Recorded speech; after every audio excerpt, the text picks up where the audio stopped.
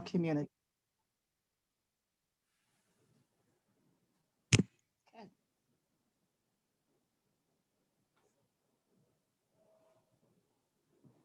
Thank you so much for being here today with us, Jerry. Me toca a mí.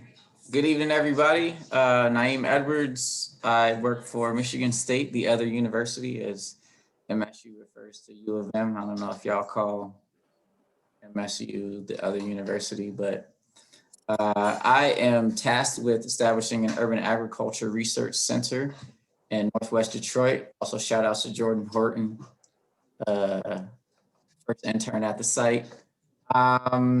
Essentially, the goals of the site are to do research that is relevant to urban agriculture, mostly in the production realm, but also food systems related stuff.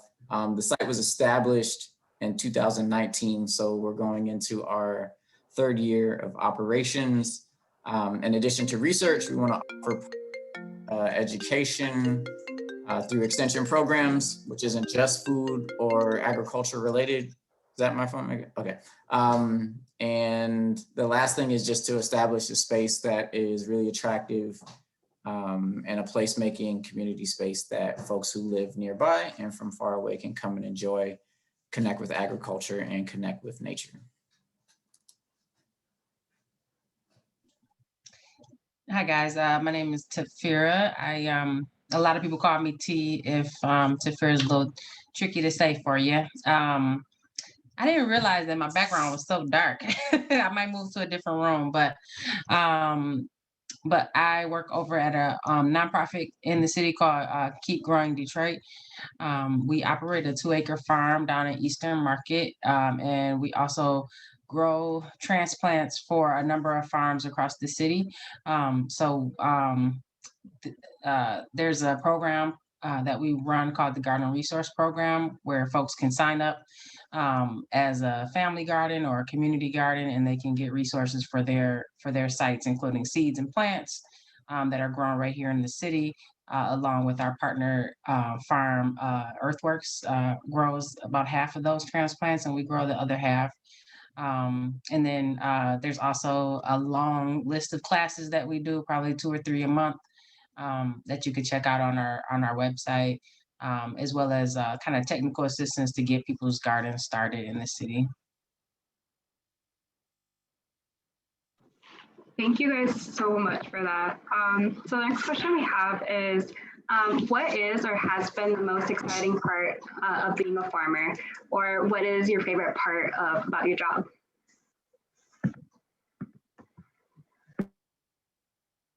I'll go first. Sure. I think the most important part, or the part that I enjoy the most in the work that we do, is the people that we engage with and interact with every day. I am always amazed at how many people have, one, heard about our work, heard about our farm, and then find a way to the farm. And when I say that, I'm of course speaking pre-COVID, but we get something like 4,000, 5,000 people a year from all over the world to come to the North End and visit the farm. And so being able to connect with these people, share stories, and just talk about our work is a fun thing for me. And it helps me to get up in the morning and want to go to work.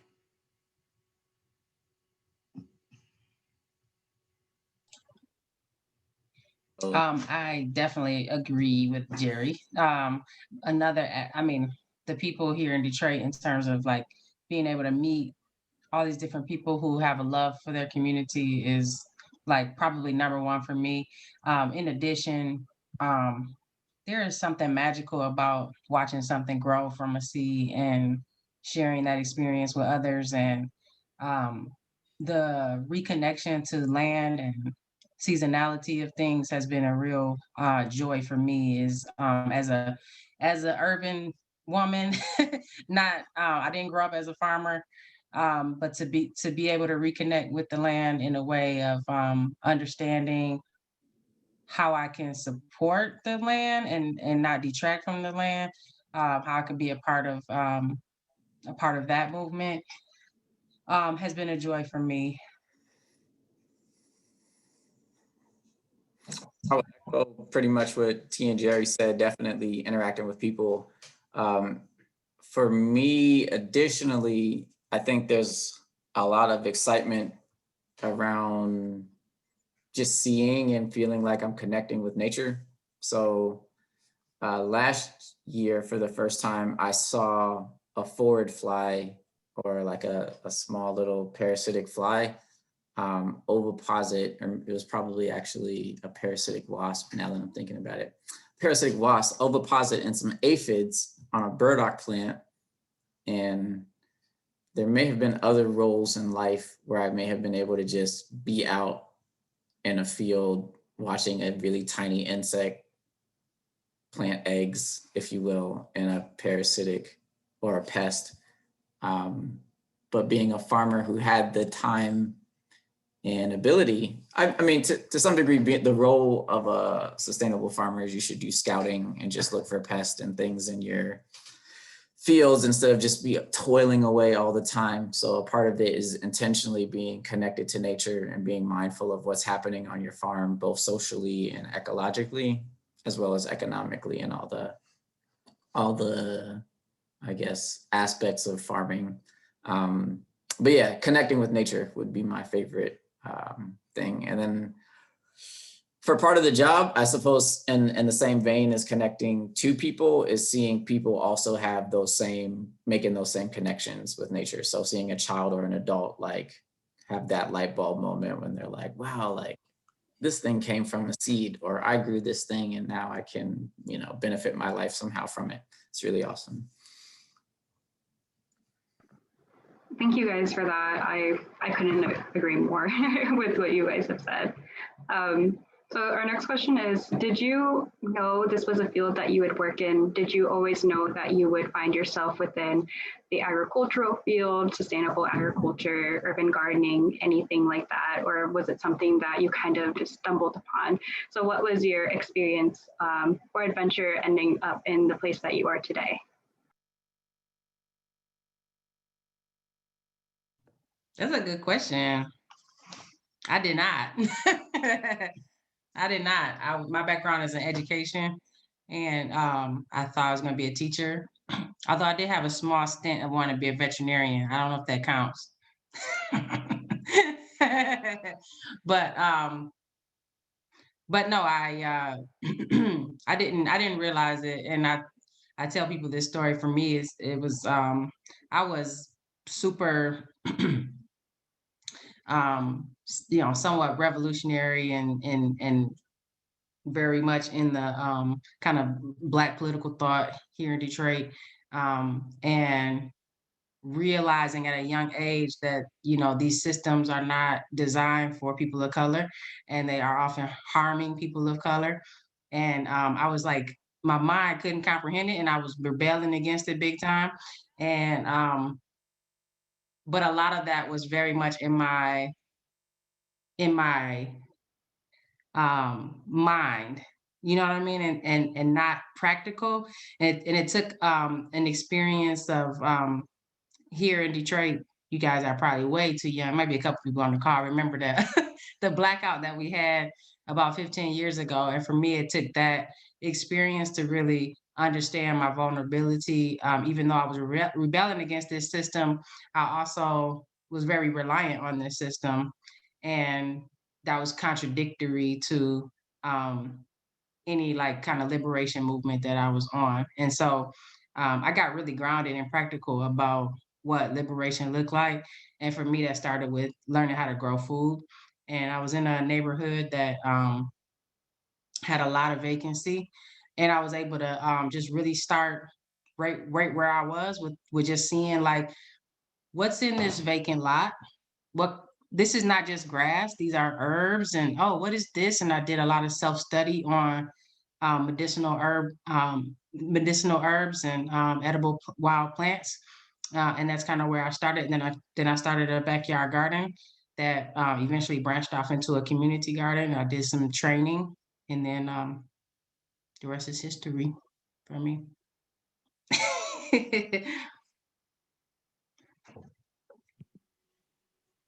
So for me, it was never a thought. It was not on my radar to become an urban farmer. I was a real estate broker down in Lincoln Park, Michigan. I had an office with 15 agents. We had a property management division as well as a mortgage division. And I had also worked as a career employee for the Third Judicial Circuit Court, where the first chance I got to get away from the corruption of the court system and the systemic racism that was involved in the criminal justice system, as well as family court, I ran away and opened my own real estate office and thought, okay, this is what we're going to do. And then in 2008, everything went dark in terms of the mortgage industry and real estate. And we ended up closing our office. And so that was like in January of 2008. And for about, 6 months, I sat around just trying to figure out if we were going to leave Michigan or just be really, really retired and bored. And then I received a call from my mom saying, come over to the North End. I need you to run the nonprofit and figure out what's going on over here. And coming back to the neighborhood that I lived in as a child, I was really, really devastated by the vacancy and the disinvestment of money in this neighborhood, where there were no grocery stores, no retail, vast amount of vacant land, very poor housing, and it made me sick, just to see it. And being the activist that I am, I've always had that as a part of my nature. It was like, oh, hell no, we got to do something about this. Let's figure this out. And so we got busy. And the very first thing, because the organization had no money, they could not pay me, they had no money. I had to figure out how to leverage relationships and work with groups that had resources that we could tap into. And so that's basically how we started. And a group that was very much so instrumental in working with us and helping us with technical assistance, as well as some resources, was Keep Growing Detroit. So that's how we started. And yeah, the rest is history, as they say. Super quick for me, I would say by the time I was a senior in high school, I knew I wanted to do some kind of career related to environmental protection. When I finished college, I was thinking I would get into like engineering or alternative energy related stuff. Like I was really into solar panels and wind turbines at the time. And then after undergrad, I did Peace Corps in Ecuador. And that's kind of what led to, I guess, the shaping that made me see agriculture as a real solution to a ton of problems in the world. I also wanted to take a quick step back. I know we kind of jumped into things and you know, we live in a capitalist society, limited time, blah, blah, blah, blah, blah. But I just wanted everybody to invite everybody to take like 2 or 3 collective breaths and like just come fully into the space if you can, or as best you can. And then I can pass it back to Dolores to keep it moving. And I don't have to lead the 3 breaths. You can take the 3 breaths as you see fit.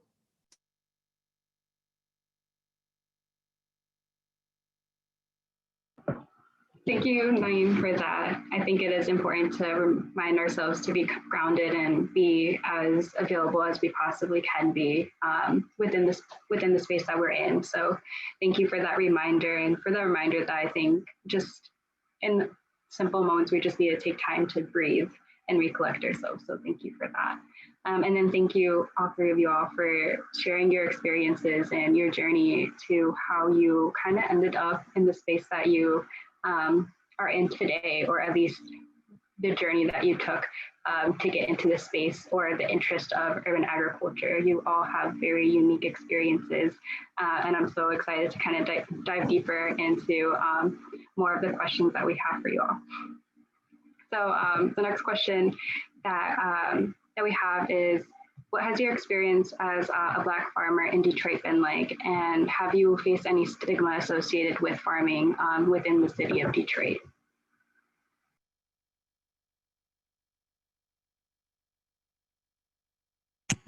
I would say for me, coming into a neighborhood where the majority of the people who live here are Black and from the South, who had some connection or legacy to sharecropping.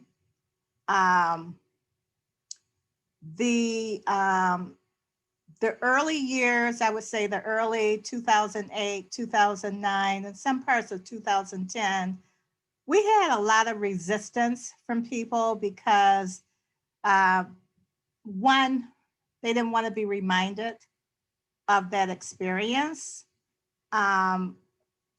And then 2, felt like we also were sharecropping when actually we were not, because well, let me stop right there, because we didn't buy land until 2015. So I guess I say we were gangster farming, but you know, maybe some people look at that as sharecropping because it was owned by the system, you know. But you know, we really had to work through that trauma and try to engage people and get to the understanding that really this is about reconnecting people to their roots of the land, and the fact that through self-determination, we can feed ourselves and we can do this collectively. And so the organization started, and you know, we started our farmers market, recruiting volunteers, offering classes, and creating a welcoming space where people can come in and share their stories, experience the food, and kind of heal from that trauma of the past. And so now it's a whole different ballgame. You know, people see it as such a wonderful value to the neighborhood because it is food production, it is workforce development, youth mentoring, and community development. Because these farms and gardens inside of neighborhoods are a very strategic component to community development. And so people are starting to look at us a lot differently now.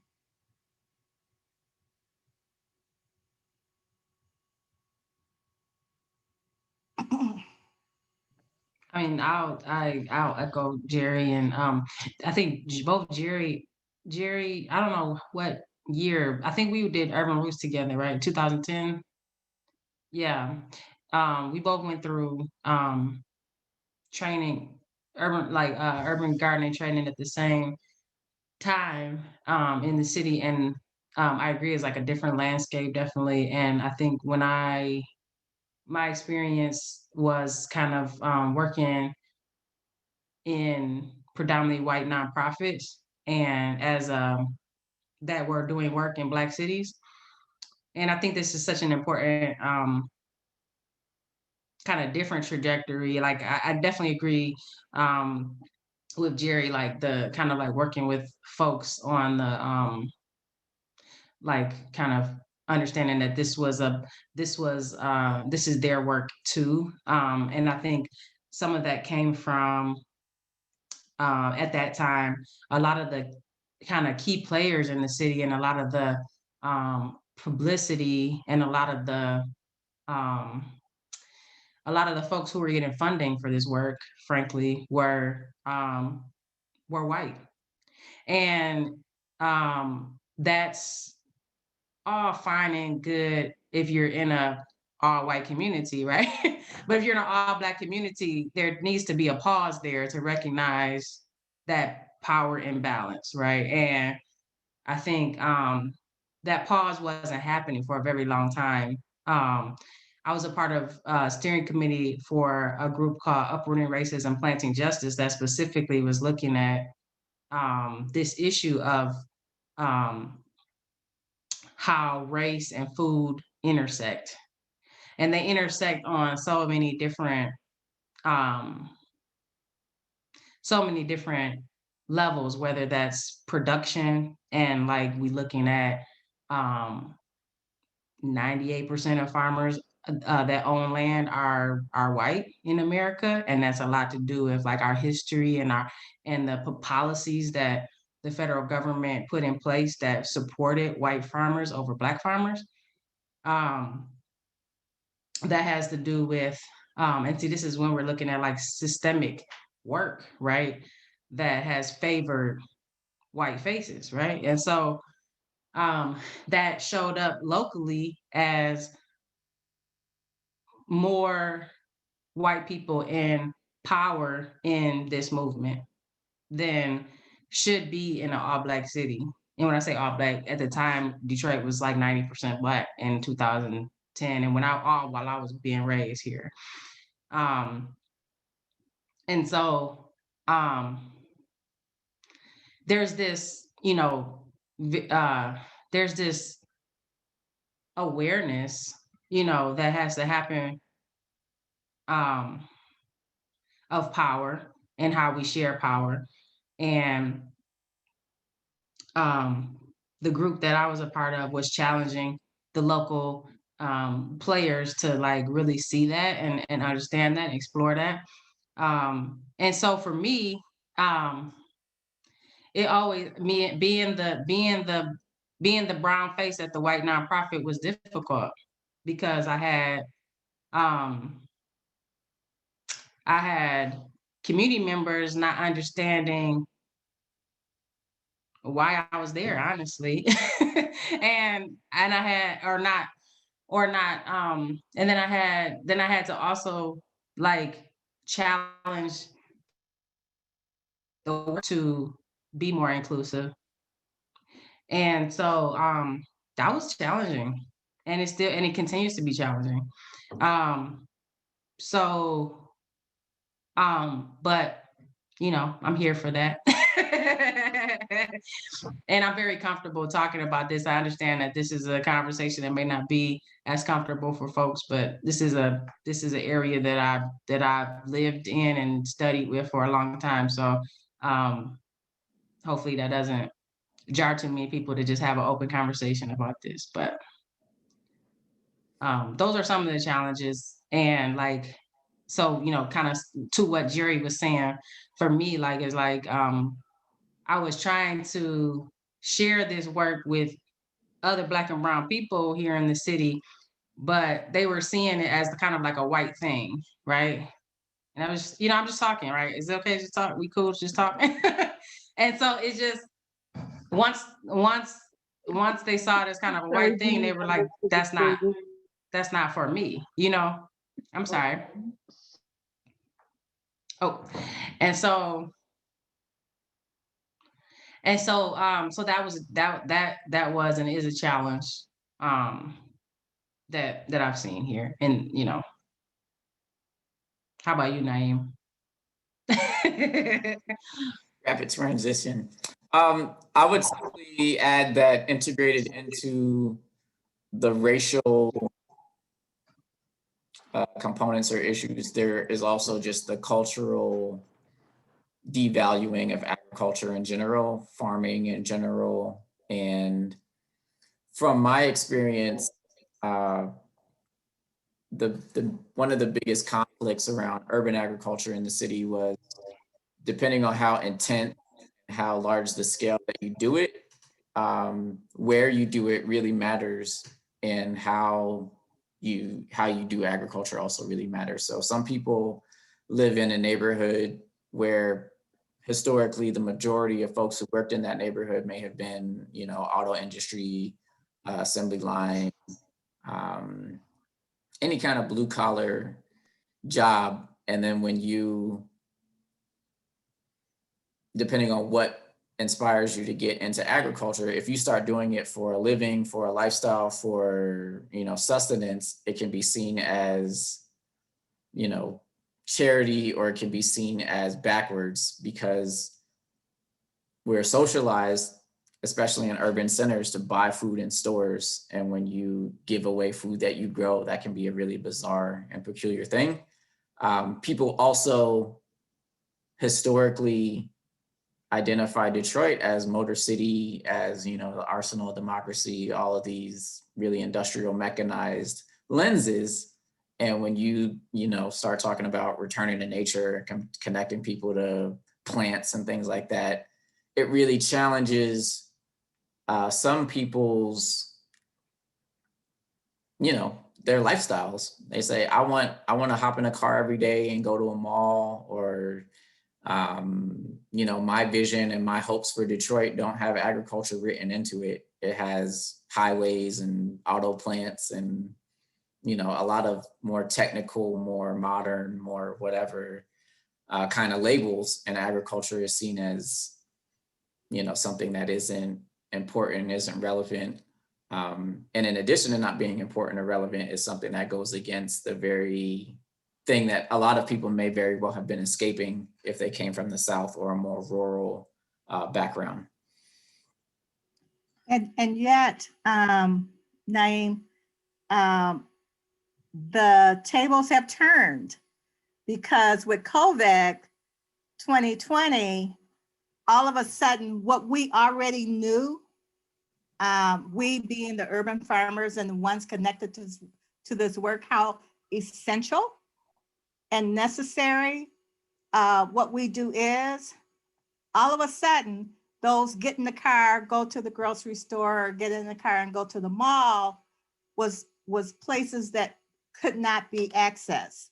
And so, but what could be accessed is the local farmers market or the local farm where this food is being grown by people who look like us.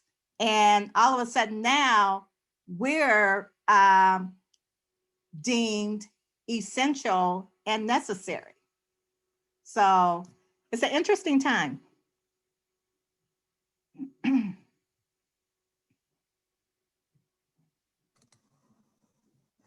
Yeah, I definitely think, just for the sake of building off of that, COVID has been a wake-up call, and most folks on this, webinar, seminar, whatever you want to call it, are very aware of climate change and a lot of issues that plague the United States and society. And essentially, when you organize, you're the person who's saying, we need to make changes so that the world can be better. But there's a lot of other forces beyond human control, whether, natural disasters, economic collapse, et cetera, that will force us, whether we plan for it or not. T mentioned a blackout. There are things that when you're not prepared for survival, you get a wake-up call. And urban agriculture, in a lot of ways, agriculture in general, in a lot of ways, is a solution to a ton of issues that are currently driving humans to threaten our own existence.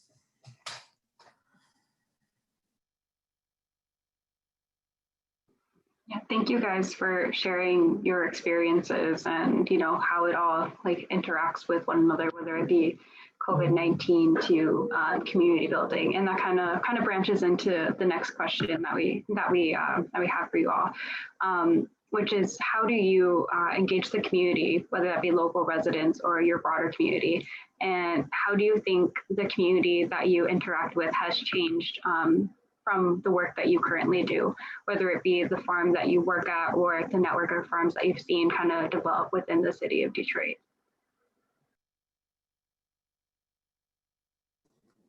I'll keep mine super short.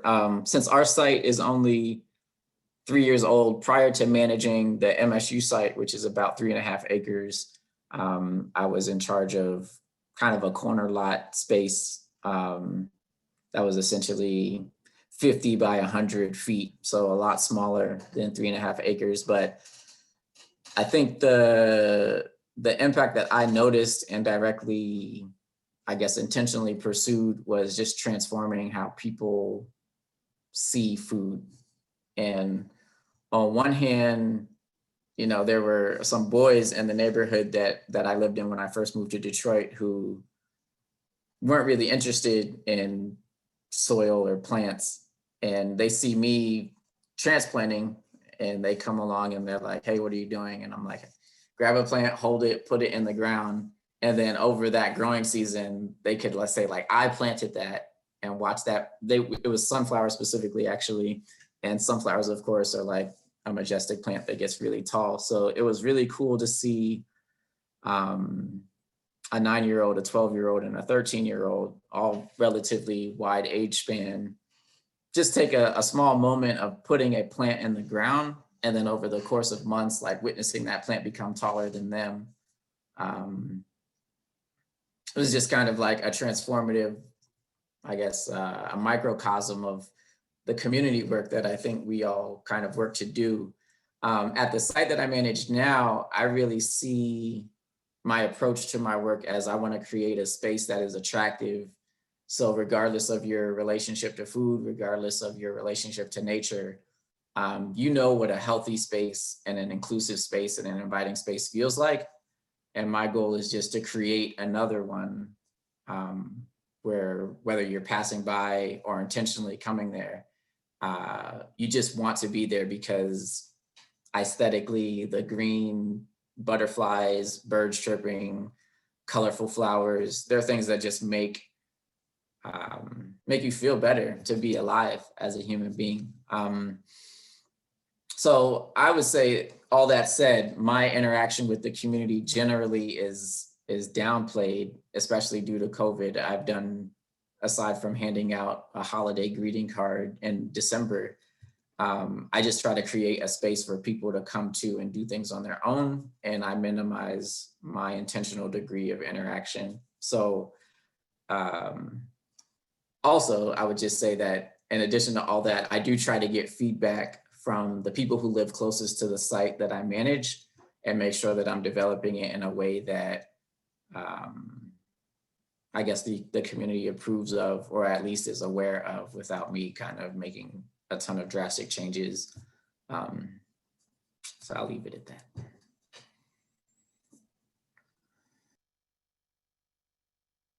Sure, I'll take it next. So at Oakland Ave, Oakland Avenue Urban Farm, we are seen more as a safety net, kind of like a safety net for people.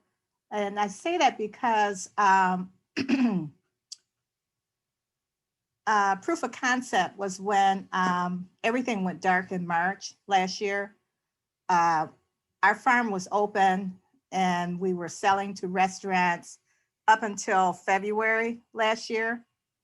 And then in March, we transitioned to emergency food distribution. And that was in support of the restaurants that were closing, that had closed, and chefs that were not working anymore. they weren't doing catering jobs or anything like that, had an abundance of food that was on hand and on order. And I learned something out of this experience, because when restaurants order, I guess they order out, far out in advance, kind of like we do as farmers, to make sure that they will always have what they need in a timely manner. So as things were consistently coming in, we were getting calls to come and pick this food product up, so that we can distribute it out into community. And in doing so, we were able to feed, along with some of the partner chefs that we had, over 25,000 people between March and May last year. Just redistributing food that would have gone to the landfill or somewhere, if we hadn't been able to get it out to soup kitchens, pantries, homeless shelters, and into community, because we were going door to door. So I know that we're a safety net, and we're looked at a safety net because people come to us for food for their families through our retail side, but they also come from the side of the emergency need. And in addition to that, we give away, this new term, PPE. So we have the hand sanitizer, the facial mask, and everything that people need, the utility baskets of disinfectants and things like that. We were one of the very few urban farms that was in the midst of this work last year. And I think that in terms of the engagement of community, I would say that would be the way that I can describe it. People know we're going to be there for them and support them. And so we've always worked with the community needs driving our work. And so this is just another example of how they see us. We're a safety net.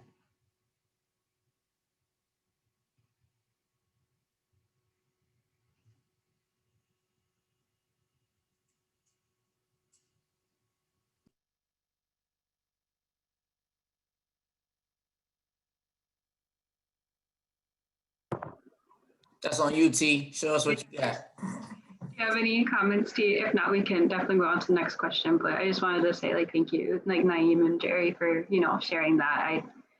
I definitely felt that, especially knowing how hard that you all work to be a support system for our Detroit community.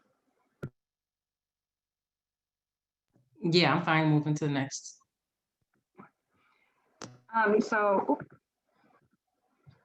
So the next question that we had that kind of blends into how we engage and how you guys engage with community is what has been an inspiring moment that you have experienced within your work, and what is that moment that it's almost like the moment that you carry with you at all times, kind of like that time where something really impacted you and it's something that you kind of think back to and think that's the moment that was a special experience to me and something that I will always think about when I'm working in this type of environment. Man, I have a couple, but one. Okay, so can I say two? I'm gonna say two. I'm gonna be quick. Okay.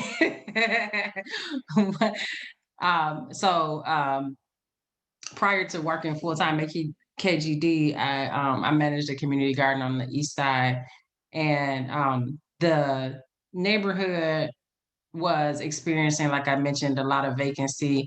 The neighbors were very mistrustful of people. There was crime in the area, and so here I go. I'm gonna start a community garden.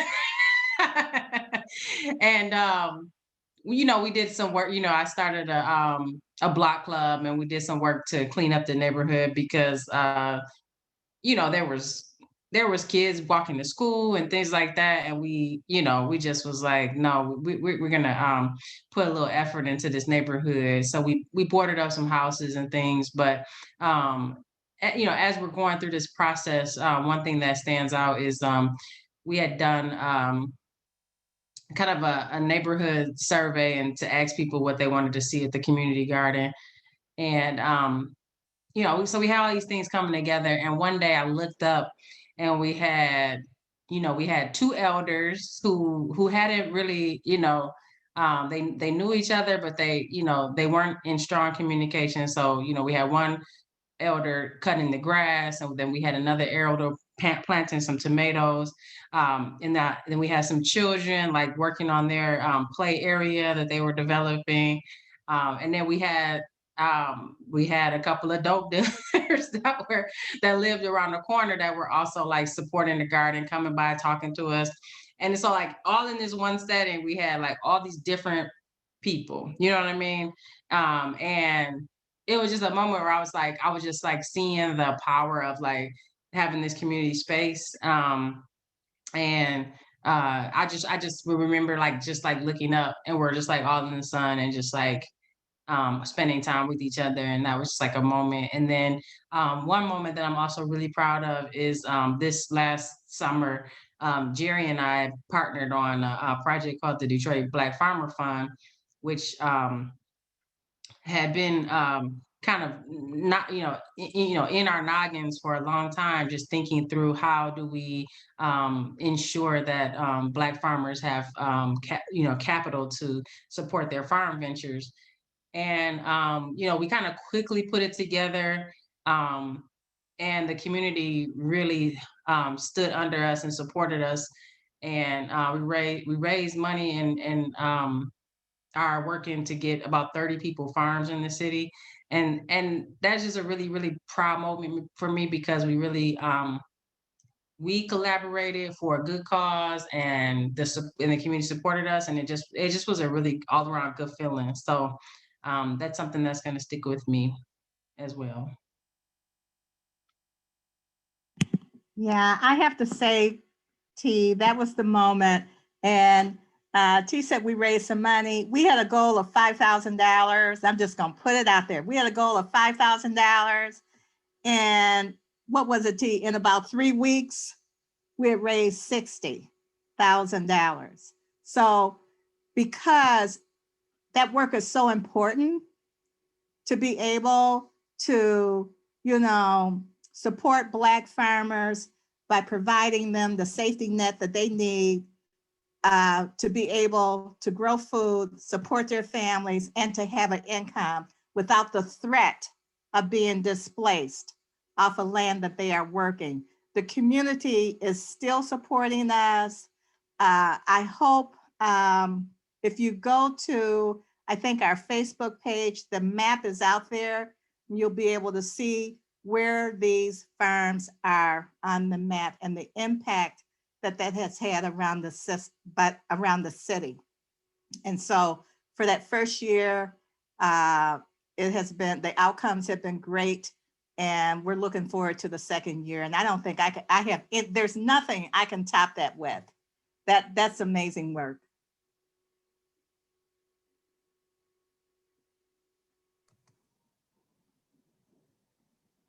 Just a micro story, similar to what T and Jerry said.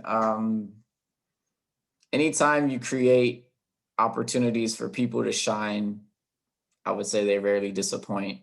And agriculture is a really low-lying fruit or easy way to do that. You say, I've got sunlight, I've got soil, I've got maybe some tools and some energy, and I'm just gonna create an opportunity for people to do something with this. And you can transform landscapes, you could transform minds, you could transform neighborhoods, cities. So I would just say in my own work, I've seen kids who maybe struggled in school or dropped out of school just become better people, become more responsible, become people who had goals and aspirations. I've seen people who struggled with depression or just being lonely use a garden or a farm as a space to connect with others, to find meaning and purpose in their lives. and also people to just become more independent, more self-reliant, and more resilient. And I think, you know, I'm inspired. I feel like a lot of things similar to the Black Land Farm Fund, you can have a hope and have the seed and have the idea. And just by making that effort of making it available and presenting the opportunity is really where like the inspiration occurs, because you're saying, I'm going to go out on a limb and just trust or not trust. Maybe I'm just throwing it out there and whatever happens, happens. And really beautiful things can happen. So that's the inspiration for me. Thank you guys for sharing these really beautiful moments with us all. Like, it's just a privilege to hear about your own like unique experiences and how these moments have truly like resonated with you all. So thank you for just sharing those moments with us.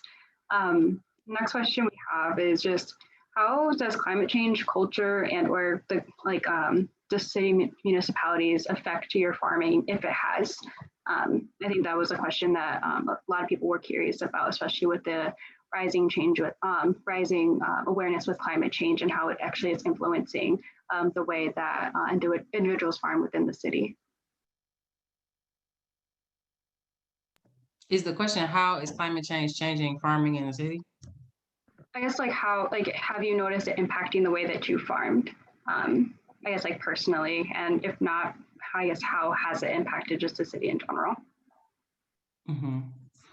I mean, I would say like for me, as long as I've been a part of this movement here in the city, most gardeners in the city are using sustainable practices. I'm gonna say most, because not all, but I'm gonna say most gardeners are definitely using sustainable practices that that will support climate mitigations.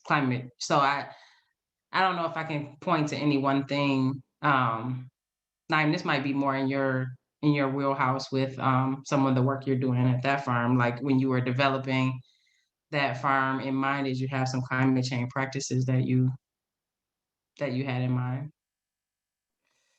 Yeah, I would say, and I put it in the chat, that farming and growing food for me it's definitely increased my value for water, consistent water. And the city certainly wasn't designed to be watering the land. If anything, it's designed to like drain water off the land as fast as possible.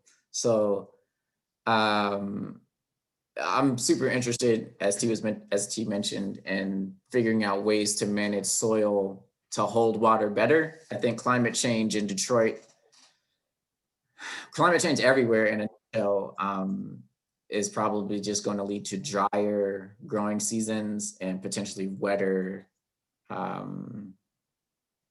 guess, cool seasons, as well as when we do get rain during the growing season, it might just fall like 2 to 4 inches or more in like an hour or a day or something like that. And then you'll go weeks without it. So I definitely, kind of sticking with that theme of self-reliance, I'd like to see farms be less dependent on municipal water and paying for water in general, and have more infrastructure for storing water on site and in the ground. I think, was it culture and city government? So city government currently prohibits, essentially in Detroit, large scale composting and animal husbandry or keeping livestock in the city. So I would say the two big challenges in that area are just getting not only public support, but ordinances and policies put in place that allow people to legally produce enough compost to at least put on their own land, as well as keep animals if you just want eggs or bees or poultry, different kinds of meat. I think there should be a mechanism in place for people to be able to safely rear animals for either sale, for slaughter, for milk, etc. Mm-hmm. You know, I'll add one more thing, and I don't know, Jerry, if you wanted to jump into, but I'll just add that I think there's a lot of research that points to our social networks as being one major, you know, when we're thinking about climate change adaptation, and we're thinking about what communities do in times of uh, catastrophic events that are spurred by climate change. Um, the way that, like, if we can create social networks that can support that resiliency, I mean, I've already seen that, even like looking at COVID and how gardeners have adapted and worked with each other and had these relationships that they could draw from for resources that they needed. We had like we had our, you know, we had a major garden center close in Detroit, and gardeners still work together to get resources. So there's like these this idea, in addition to kind of the infrastructure and policy things that Naim was mentioning, like of um of how do social networks add to climate resiliency, basically, that I think a lot about, you know.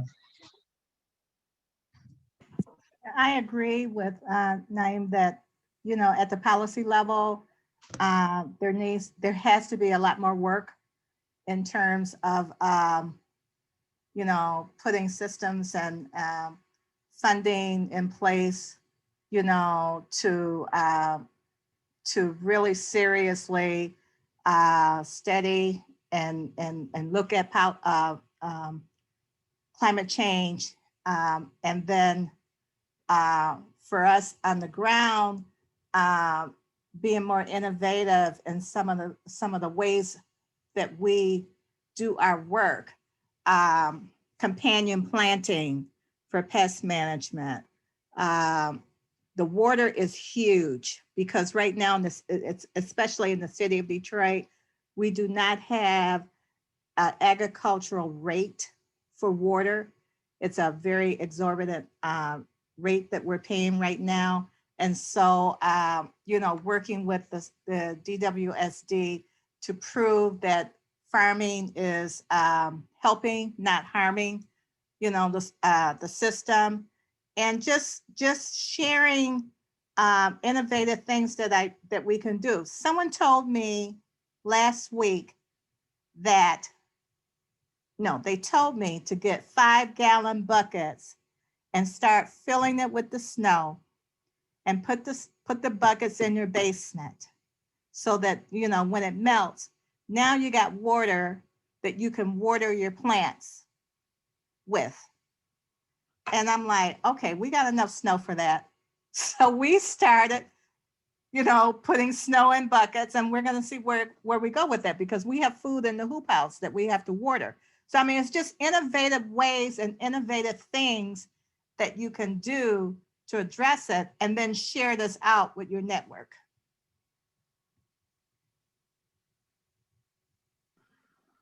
Yeah, thank you all for your comments on that. That idea with the snow, that's really interesting. I never thought about that. Now I feel like I want to go do that now.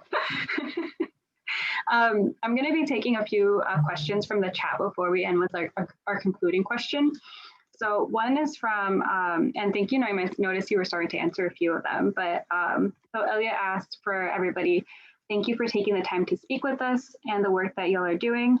Have you been able / attempted to grow relationships with local businesses and nonprofits to build upon your outcomes and shared and connected community resiliency? Are there any experiences that stand out, like such as selling and distributing produce through consignment, co-branding, leveraging services, and alternatively, what can or should these organizations do to be involved with your mission?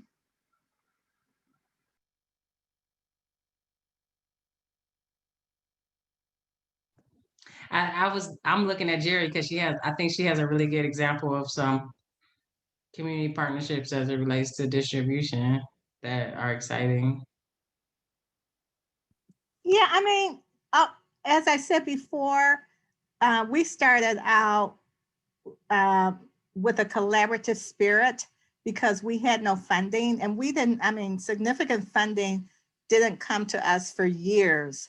So those relationships are very important when you're able to partner with like-minded organizations to leverage resources and not being afraid. So some people are afraid of collaborations because they're trying to protect their information, you know, their information. You cannot be afraid to collaborate. So having open and trusting relationships, and we started out working primarily with nothing but nonprofits, but now we're working with corporations. And, you know, there are donors that we have that are private donors, not from foundations or anything like that. There are people out there who support our cause because they support our mission. So those relationships are very important. But like I said before, the restaurants and the chefs in this city have been amazing to work with, particularly this last year.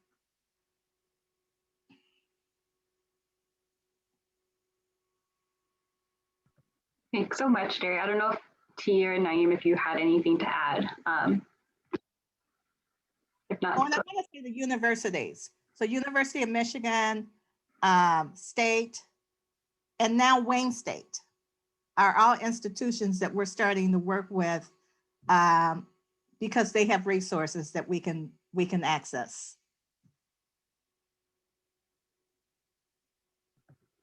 yeah. I mean, I think the Garden Resource Program is really built on, the Garden Resource Program is called the Garden Resource Program Collaboration, because what we do, we could not do without a number of community folks that we partner with, whether that's support with teaching classes, and before COVID, like locations we've done many classes at Jerry's, Naim's taught classes for us. You know, we have these, you know, partnerships. I think, like I mentioned, Earthworks helps grow transplants.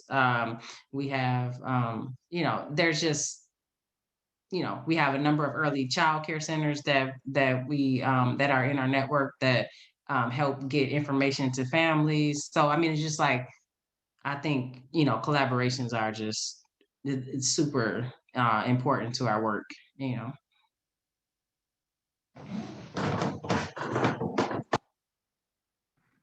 Thank you so much, T. So the next question I had was from Jess, and she said, "Thank you so much for sharing your experiences with us.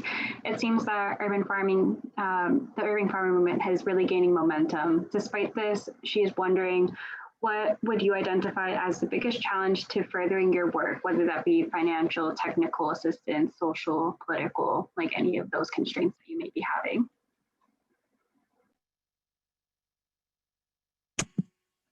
I'll address that as a nonprofit, running an urban farm in a community. I think the thing that concerns me most is being dependent upon foundation support. So we are looking to kind of have a parallel layer of for-profit as a way of taking the ceiling off of how much money we can make so that we can sustain ourselves and be able to diversify our income better. Because with foundation supports, we got some great partners out there, but it's like they go to bed at night and they wake up and they have a new direction. So you cannot be totally dependent upon that.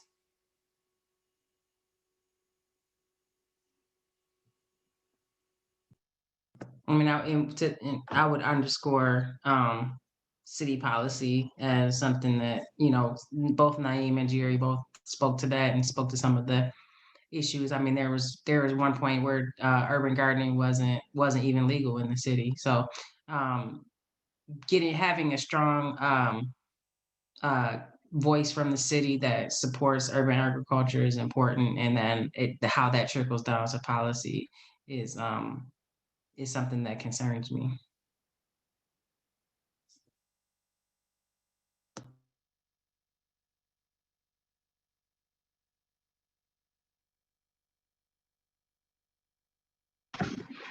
Thank you guys for answering that question. I'm not sure if I didn't want to cut you off if you had anything to add, Naim. Sure. Yeah, I put in the chat my short response to that answer was poverty. And poverty in a nutshell, the need to have income to do anything with your life ends up in cities like Detroit and in cities where the poverty rate is really high, limiting people's ability to do anything. You can't pay for transportation, you can't pay for food, you can't pay for your education, you can't pay for your home, you can't pay for your water. And if all of these necessities you have limited access to, the ability to do anything that, you know, restores dignity or feels meaningful in life has to come second to just covering your daily necessities. And Jerry mentioned foundations. That's just like another level up of nonprofits, and even small businesses or large businesses are still dependent on money and the flow of money to make things happen. And of course, I guess depending on who and where you are in the system, you might have more leverage and more access to it. But as long as the bottom is really struggling, it makes it harder for everybody, because the very people we serve are the people who tend to be struggling the most. Yeah, thank you all for your comments on this question. And kind of the last question we have in the chat before we ask you all our final question is from Michaela. And Naim, I know you started to answer, Michaela, so I'm not sure if you want to elaborate a little bit more on your answer. But Michaela asked, do you see or hear about urban farms using gray water systems? Yep, so at a large scale, no. And I feel like in order to use gray water, you essentially need to be in close proximity to a facility, a school, a hospital, a house, or something that produces it. So you would need essentially a plumbing system in place to even move that water around. So I essentially in the chat, I said, I don't know of any larger scale entities that need it. Essentially a farm, you know, even just irrigating one hoop house requires so much water that it would probably be the equivalent of like 20 households that would have to be hooked up to one hoop house just to water the plants inside the hoop house or the high tunnel. So yeah, besides residential, I know some people who have like a backyard garden or something like that, and they might disconnect or have a valve or something that can switch water from their sinks to like a filtration system in their backyard or something like that. But I'm not aware of any large scale entities. Thank you for your response on that. That's something that I've never really thought about either. So thank you for your thoughtful response with that. Just our last question for you all tonight is, what advice would you give to an underrepresented student interested in farming? Or if you have any advice for underrepresented individual or just anyone in general interested in starting a farm. So it kind of is a little bit of a double question. But especially for, you know, our student organization representing underrepresented individuals, it'd be really great to hear from you all who are really successful urban farmers that are really making great change within our city, to show what if the advice you may have for students like us. That is a great question. And what I would recommend is that, and I don't know, some of you may do this during your break. A lot of college students in particular do the alternative spring break, and they go and volunteer on farms or gardens around the country, around the world. And that is a great way to start and kind of get your hands in the dirt and, talk to people working on those farms and in those areas, and then take it from there. But that's what I would recommend. I know we get a lot of students who take their spring breaks, or they come and they spend 6 weeks with us during the summer doing just that because they want the experience, being on the farm or being in a community, working with people, exchanging conversations with them. And so it's a shared learning experience. And it's just a great way to kind of figure out if this is something that you really want to do.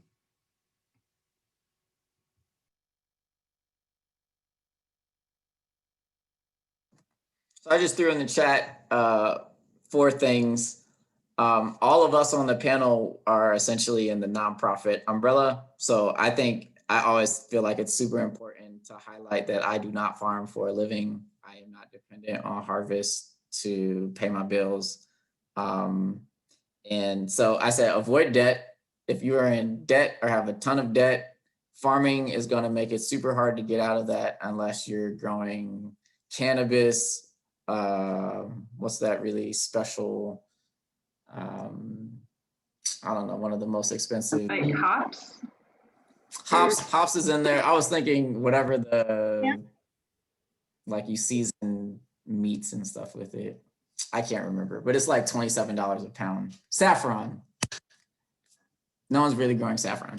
Ginger, like you would need to like come out of the gate with a really profitable gainful employment model, no overhead to even start paying debt off. So, and I think debt in and of itself is a huge way of keeping people from doing any career that they're interested in. Build relationships. Essentially, Jerry T and I talked about, a huge part of our work and almost all farmers' work is knowing how to mobilize resources, knowing how to mobilize people, knowing how to mobilize money. Be patient. So I would not encourage any beginner farmer to just start their own farm business and expect success. If anything, work for another farm or a farm nonprofit before you break out on your own. And I suppose if you look at T. Jerry and I, you really don't have to put yourself in that box of I farm for my living. Farming could be a part of your career and a part of what you do. So I think there's also like this huge romanticism of like, I'm a farmer, I wear overalls every day, I go out and I work the field every day, I harvest, I water plants, I weed every day. And there's so much more to farming, and there's so much more to like kind of any career. So saffron, yeah. And gain lots of experience. Cool. So I covered, those are my four things of advice.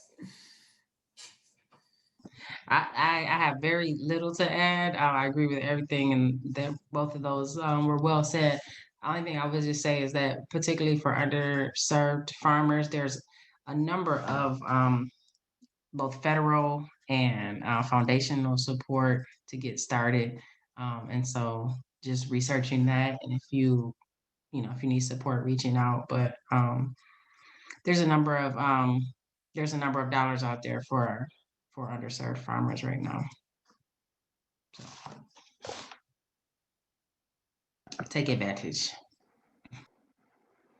Yeah, thank you all so much. And then I said this was the last question, but I still want to ask it for my own sake. But what impact has urban farming had on you? So that'll be our final question for this evening. But I think I'm curious, and I think the collective is also curious, is the impact that it's had on you as an individual. And I know like how farming has definitely impacted myself as a person. I know so many other people within the collective. So it would just be really great to hear how it's impacted you all individually. Well, since I'm the oldest person in the room, I'll answer first. It has truly changed my view. in the way I look at the world. I have a very simple lifestyle. I have no needs and very little wants because I'm completely satisfied with the simplicity of my life and the people in my family. And I'm talking about my farming family. I have access to the most amazing, generous, caring, sharing people in the world. And so, as I told you, I was a career employee for Third Judicial Circuit Court. I was in the real estate business and total stress. Okay, I guess I probably would be dead by now if I was still doing it, right? So this has changed my view, it's changed my energy level. I feel loved and I love freely. So that's what it has done for me.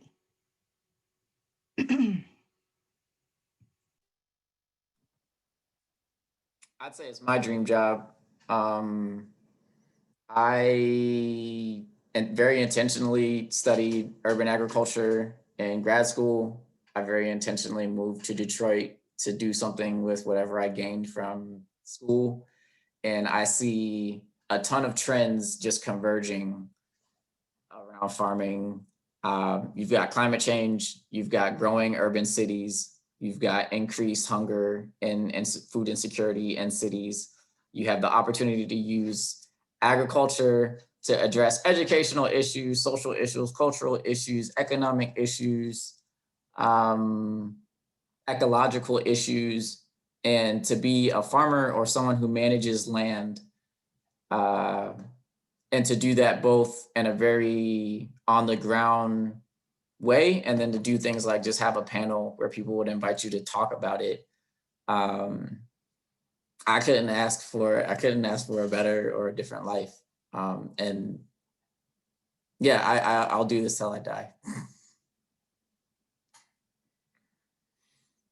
That's so sweet. And I would add that for me, it's been a added layer of security. I think I've in addition to like meeting great people and like finding a passion, I just feel like what I was looking for was to know that, you know, if the system collapsed around me, that I would be able to in some small way take care of my family. And I feel like I feel like I'm not totally there, but I feel like I'm inching toward that. And it makes me feel good. And not just for myself, but that I'm passing that value on to my children is like just like, you know, to be raised in gardening and canning and to be raised with that value of food is like just really special for me to share with my children.